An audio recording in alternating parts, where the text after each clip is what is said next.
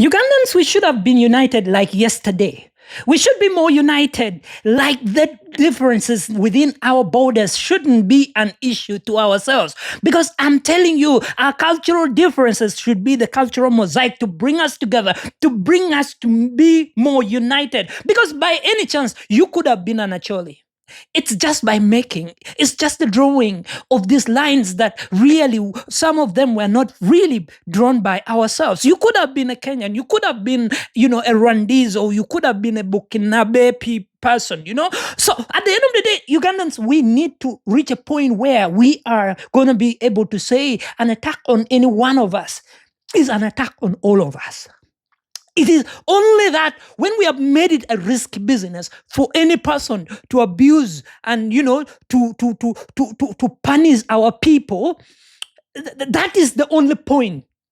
And let us be more united. Let us work together. Let us build that. Let's add on the building block, but not to scatter it.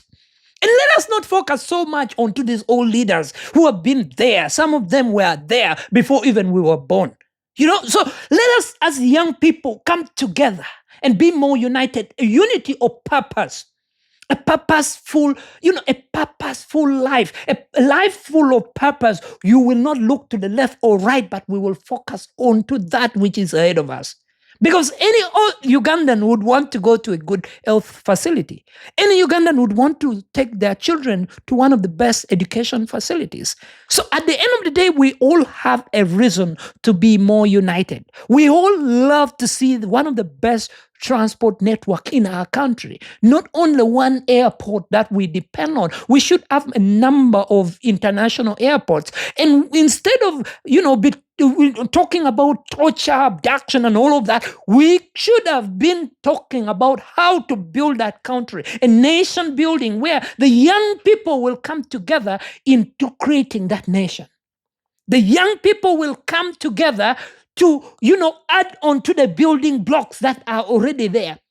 But if you are looking for a better leadership under the President Yoweri Museveni's government, you can never ever see that. You will live to testify that one. Because I'm telling you, 40 years is a good number to have made or to have fixed the problem and challenges that we have. But our people go in their numbers to different countries in search for better opportunities. You know that because they don't have the opportunities. For you to get that job, you have to have the technical know-who, not technical know-how. Because that is how they employ people who are not qualified, people who are just, they are trying to reward loyalties, which is not which should never ever be the case. So as young people, we owe it to ourselves to make that country work, that we will have a country that has a judicial system that works for everybody. And of course, you guys know very well, in that constitution of Uganda, we have a number of points that needs to be corrected. And as young people, we should be looking forward to that when we are reinstating back term limit, age limit. We should be able to see Bagandas uniting more with the Acholi people as indeed the Ankole people. We should be seeing the Bagishu people uniting more with the Tesot, the Itesot. We should be seeing that. And I tell you that the people who have been used before, they will always be used and dropped and dumped, but they can never ever learn.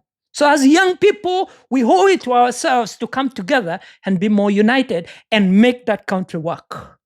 If we make it a risky business for anybody to attack one person and then they have attacked all of us, then we have come to a point where we will start a nation building that is going to be looking at a holistic approach, and we will look at all the angles. That is the only way we can make Uganda work for everyone.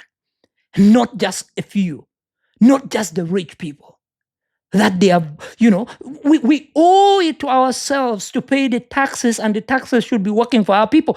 That is something that can be done. It must be done. And it's going to be you and me to be alive and well to the fact that we all have to roll up our sleeves and go to work and make sure that we can do something to make Uganda that pearl of Africa that everybody will look at and admire, that more of the tourism and more of the tourists will be coming around and they will be paying us their dollars, and as indeed that dollar will be turned into a manufacturing industry, or indeed it can be turned into children going to one of the best institutions of learning, and we can be able to do that.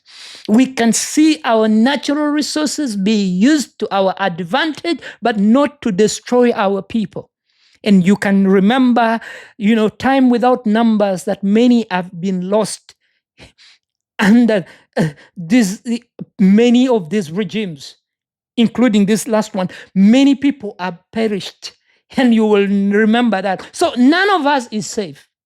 We must do something for our nation, and that will only start when we have come together. We are more united. We are talking the same language, and we can do it, and we must do it. And this is the time that we need to be united, not to go to war.